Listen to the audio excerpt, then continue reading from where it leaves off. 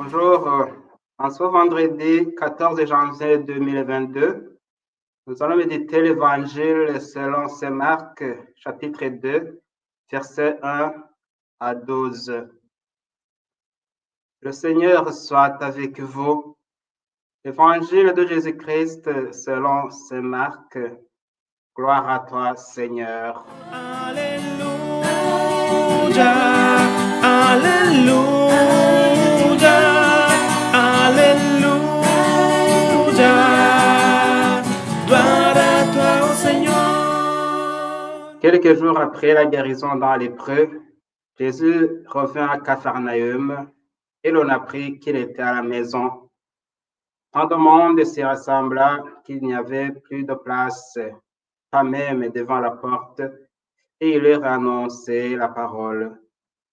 Arrivent des gens qui lui amènent un paralysé porté par 4 hommes.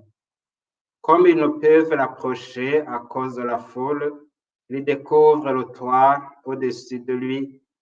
Ils font une ouverture et descendent le brancard sur lequel était couché le paralysé. Voyant leur foi, Jésus dit au paralysé, « Mon enfant, tes péchés sont pardonnés. » Or, il y avait quelques scribes assis là qui raisonnaient en eux-mêmes. Pourquoi celui-là parle-t-il ainsi? Il blasphème. Qui donc peut pardonner les péchés, sinon Dieu seul? Percevant aussitôt dans son esprit les raisonnements qu'il se faisait, Jésus leur dit, « Pourquoi tenez-vous de tels raisonnements? Qu'est-ce qui est le plus facile? Dire à ce paralysé, tes péchés sont pardonnés, ou bien lui dire, lève-toi, prends ton brancard et marche. Eh bien, pour que vous sachiez que le Fils de l'homme a autorité pour pardonner les péchés sur la terre, Jésus s'adressa au paralysé. Je te le dis, lève-toi, prends ton brancard et rentre dans ta maison. Il se leva, prit aussitôt son brancard et sortit devant tout le monde. Tous étaient frappés de stupeur et rendaient gloire à Dieu en disant, nous n'avons jamais vu de pareil. Acclamons la parole de Dieu. Louange à toi, Seigneur Jésus. Alléluia, Alléluia, Alléluia. Gloire à toi, ô Seigneur.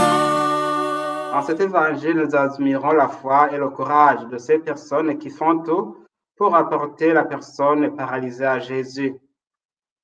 Comme l'état de santé de la personne en question ne lui permettait pas d'aller vers lui tout seul, 4 hommes décidèrent de le porter jusqu'à l'endroit où Jésus prêchait.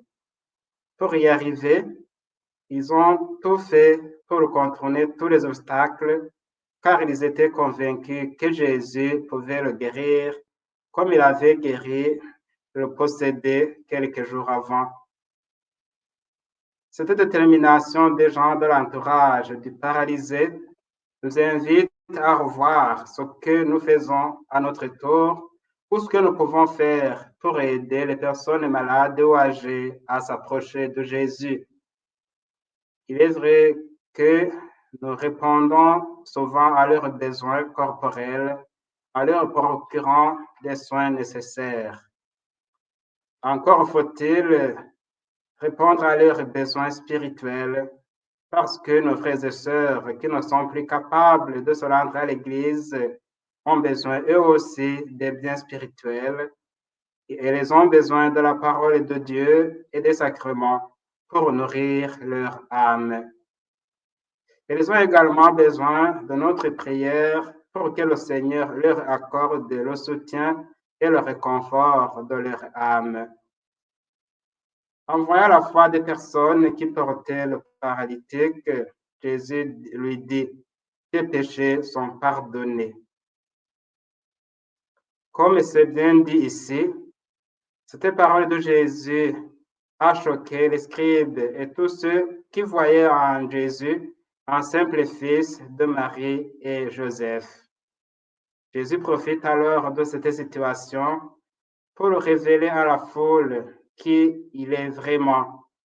Un grand prophète qui parle au nom de Dieu, oui, mais aussi et surtout, Jésus est le Dieu qui pardonne les péchés.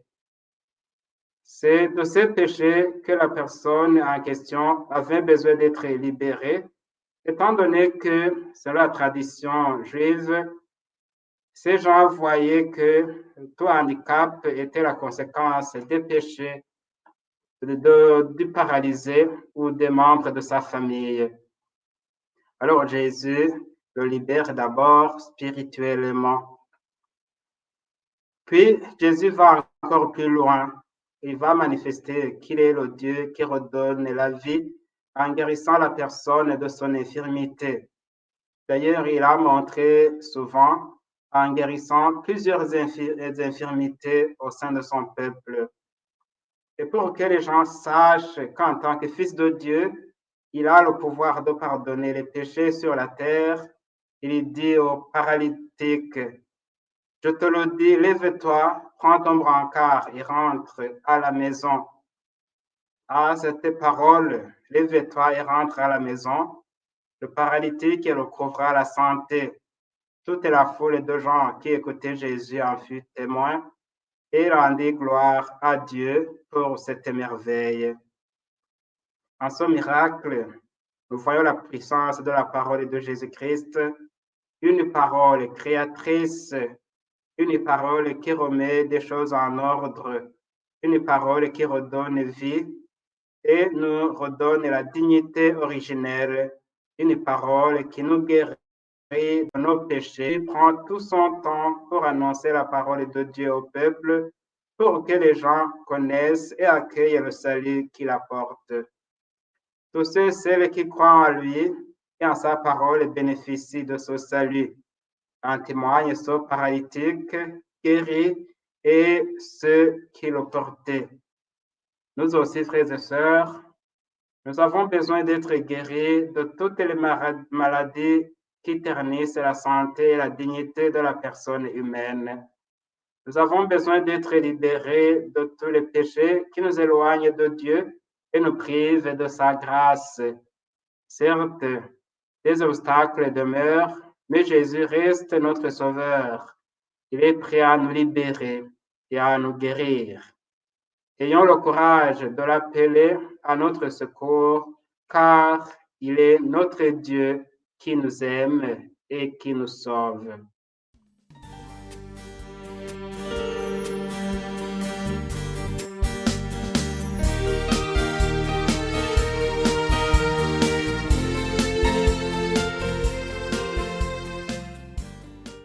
Demandons aujourd'hui à Dieu de nous libérer de tout mal et de tout péché en disant ensemble la prière que Jésus nous a apprise.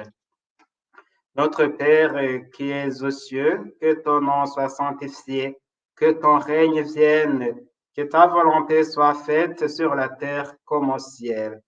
Donne-nous aujourd'hui notre pain de ce jour. Pardonne-nous nos offenses, comme nous pardonnons aussi à ceux qui nous ont offensés.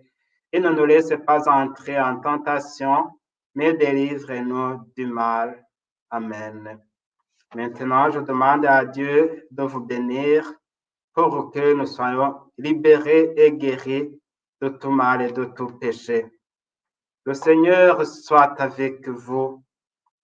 Que Dieu Tout-Puissant vous bénisse, le Père, le Fils et le Saint-Esprit. Amen. Merci et bonne journée.